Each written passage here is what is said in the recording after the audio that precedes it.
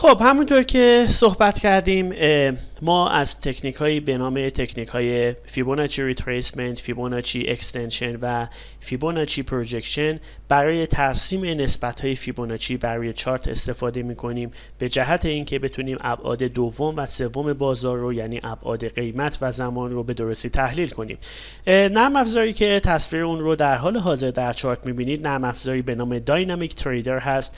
نرم افزاری که طراحی در واقع جناب آقای رابرت ماینر هست و از این نرم افزار استفاده میکنه جهت تحلیل چارت ها. حتما در یک جلسه در طول همین ترم برای شما در واقع کلیات این نرم افزار و اون منوهای اصلی و کلیدهایی رو که شما برای تحلیل نیاز دارید به شما معرفی خواهم کرد. با این حال دوستانی که تمایل دارن با این نرم افزار به صورت خیلی تخصصی تر کار کنن لازم هست که در واقع از روی هلپی که نرم افزار داره مطالعاتی رو در مورد نرم افزار بکنن. اما کلیاتی که مد نظر هست و مورد نیاز شما هست در این ترم به شما گفته خواهد شد.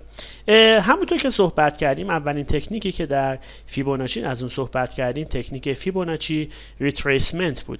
تکنیک فیبوناچی ریتریسمنت اصطلاحاً یک تکنیک دو نقطه‌ای هست، یعنی زمانی که یک موج نزولی یا صعودی رو شما در چارت اتمام شده می‌بینید و حالا روند داره برمیگرده، برای اینکه ببینید که چه نسبت‌هایی در محدوده زیر سطح این احتمال رو داره که ایجاد یک مقاومت یا یک حمایت کنه، میاد نسبت‌های در واقع فیبوناچی رو پیاده می‌کنید. پس من در واقع با دو نقطه، یعنی نقطه ابتدای روند و نقطه انتهای اون روند، این تکنیک رو پیاده می‌کنم. در نتیجه اسم تکنیک یک تکنیک دو نقطه‌ای هست. نقطه اول یا ابتدای موج 1 و نقطه آخر یا انتهای موج 5. البته در اینجا موج 1 و 5 هست، یعنی همون مثالی که نامگذاری کردیم ممکنه امواج دیگه باشه، هیچ ایرادی نداره.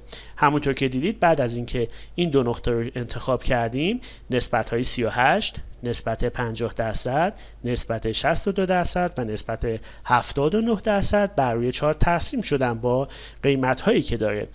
توجه کنید که برای فیبوناچی ریتریسمنت از مخفف RET در واقع استفاده میشه در این نرم افزار و شما میتونید در واقع با انتخاب هر کدوم از نسبت‌های مهمی که مد نظرتون هست اونها رو ترسیم کنید. این 4 نسبت کلی بود که در فیبوناچی ریتریسمنت در موردش صحبت کردیم. اما علاوه بر در واقع فیبوناچی ریتریسمنت ما تکنیک دوم دیگه ای داشتیم که قبلا صحبت کردیم. گفتیم این تکنیک دوم اسمش فیبوناچی اکستنشن هست و فیبوناچی اکستنشن در واقع وظیفش ترسیم نسبت‌های بالای 100 بر روی یک چارت است. پس مجددا در روی همین روند نزولی نقطه اول و نقطه شروع روند و نقطه آخر روند رو انتخاب میکنم و شما میبینید که دو نسبت در واقع بر روی چارت ترسیم میشه، نسبت 127% و نسبت 162% که این دو خط نسبت‌های بالای 100 هستن. دوستان یک نکته رو اینجا باید خیلی در واقع بهش توجه داشته باشن و اون این که ما اصطلاحاً شما و زمانی که نسبت‌های فیبوناچی اکستنشن رو پیاده میکنید میبینید که در اینجا از مخفف EXRET استفاده شده. در واقع اکستنشن ها همون اکسترنال ریتریسمنت ها هستند. ریتریسمنت یعنی نسبت های کمتر از 100 و زمانی که ما میگیم اکسترنال ریتریسمنت یعنی نسبت های بالای 100 یا اصطلاحاً به اسم اکستنشن میگیم. پس اگر در جایی دیدید که واژه ریتریسمنت یا RET هم برای نسبت های زیر 100 و هم برای نسبت های بالای 100 استفاده شده تعجب نکنید. یک تکنیک هست. همونطور که دیدید من در واقع از در واقع یک کلید استفاده کردم برای این قضیه و هر دو تکنیک دو نقطه‌ای هست، یعنی نقطه اول و نقطه آخر یک روند رو انتخاب میکنیم و این خطوطی که مد نظر هست در روی چارت برای من ترسیم میشه. اما علاوه بر این دو تکنیک سومی داشتیم به نام تکنیک فیبوناچی پروجکشن.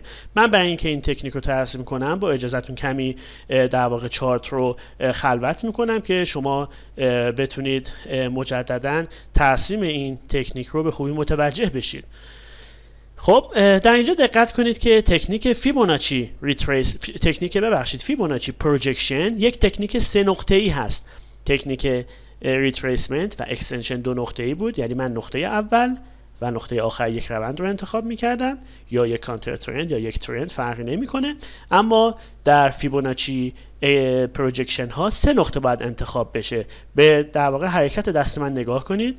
نقطه اول، نقطه دوم، نقطه سوم، که اگر من اینجا نسبت 62% رو فعلا پاک کنم و بعدا در موردش صحبت خواهم کرد، شما میبینید که 2 نسبت در روی چارت پیاده شد، نسبت 100 و نسبت 162%.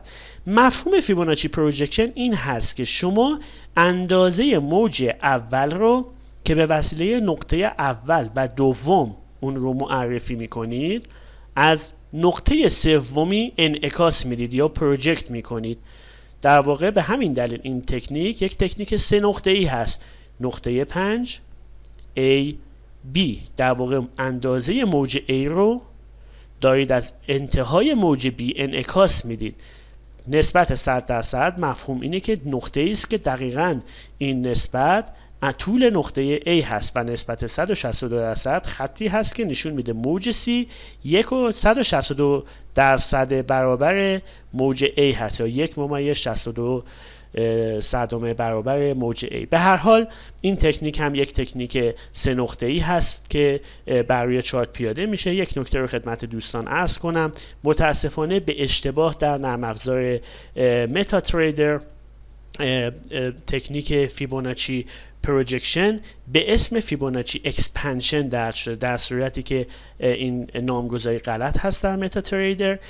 تکنیک فیبوناچی پروجکشن یک تکنیک 3 نقطه ای است و تکنیک فیبوناچی اکسپنشن یک تکنیک 2 نقطه ای است که من در اینجا در مورد اون صحبتی نکردم. تکنیکی است که برای شناسایی موج‌های 5 ممتد یا موج‌های 5 بسیار گسترده استفاده میشه. فعلا قصد ورود به این مقوله رو ندارم به دلیل اینکه یکم بحث تخصصی هست و ان شاء الله در زمان مناسب حتما برای این موضوع صحبت میکنم.